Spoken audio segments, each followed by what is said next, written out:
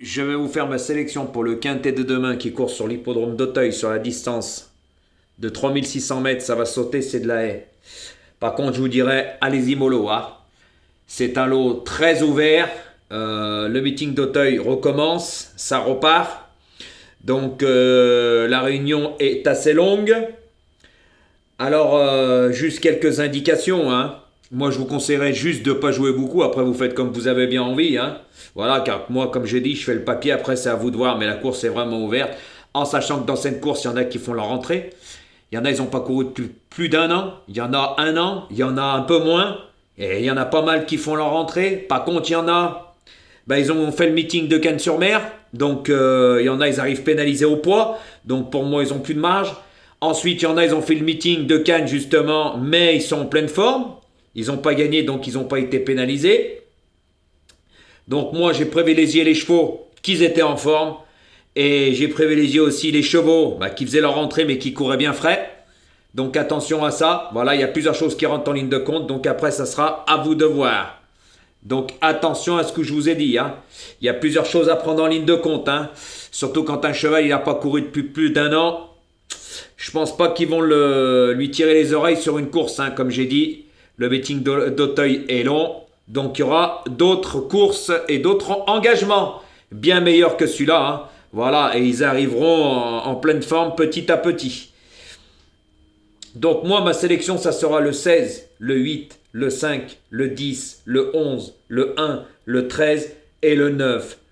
Voilà, moi je pense que c'est pas mal. Dans ma sélection, j'ai mis des chevaux qui ont couru le meeting de Cannes, qui arrivent en pleine forme, qui pour moi ont de quoi bien faire dans ce quintet.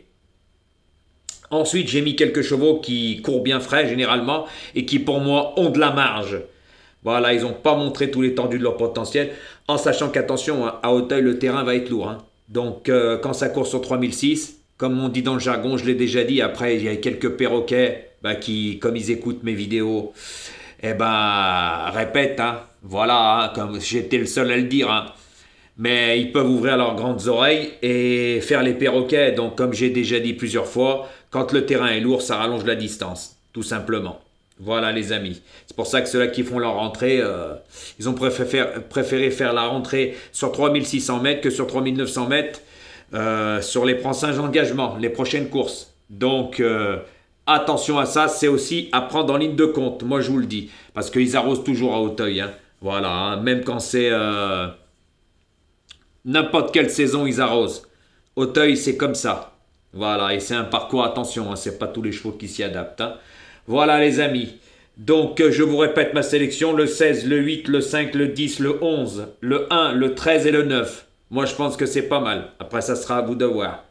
Par contre, quand je vois certains qui donnent 6 chevaux, qui n'ont jamais rien, et quand ils en ont qu'un, qui disent que c'est un tocard, moi ça me fait bien rire. Avec un cheval, on fait rien du tout. Hein. Faut avoir les autres. Hein. Moi ça me fait bien rire. Qu'est-ce que vous voulez? Ça prouve bien qu'ils sont limités, surtout quand ça lit le journal et ce qu'ils disent les reporters.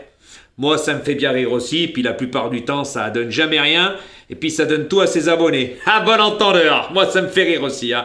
Comme ceux-là qui font montrer des tickets avec des chevaux qui donnent même pas dans leur base quand ils font leur sélection. Ça aussi, ça me fait bien rire.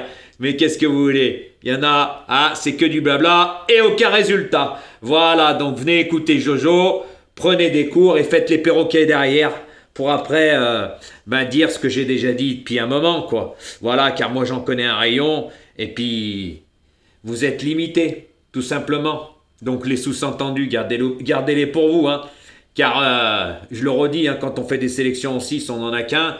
Le troisième ou le quatrième, même si c'est une grosse cote, il nous sert à rien du tout. Hein. Il vous sert à quoi? À rien. Hein. Si les 5 autres, vous avez rien. Moi, ça me fait bien rire. Puis surtout quand on dit à chaque fois, je me répète, hein, mais à mes abonnés, je donnais ça et ça. D'accord. Ça me fait bien rire. Donc, pourquoi suivre ces personnes-là? S'ils donnent rien, ils donnent tout à leurs abonnés. À bon entendeur, je vous ouvre les yeux encore. Voilà les amis. De toute façon, hein, j'ai compris que sur YouTube, les personnes... Allez voir tout le monde. Hein. Qu'est-ce que vous voulez que je vous dise? Même les plus mauvais. Ça, je l'ai compris aussi. Donc par contre, je voudrais remercier toutes les personnes qui likent mes vidéos. Merci à vous. Hein. Franchement, c'est très gentil. Jouez le jeu, continuez. Voilà, comme j'ai déjà dit, ça paye pas de mine. Hein. C'est gratuit. YouTube même, c'est gratuit. Hein. Et appuyez sur le bouton le pouce, le like, ça vous prend 1 seconde et c'est gratuit. Donc normalement ça devrait déranger personne, justement il y en a beaucoup qui jouent le jeu. Après ceux-là qui jouent pas le jeu, hein, bah, je les connais, les jaloux et tutti quanti. Hein.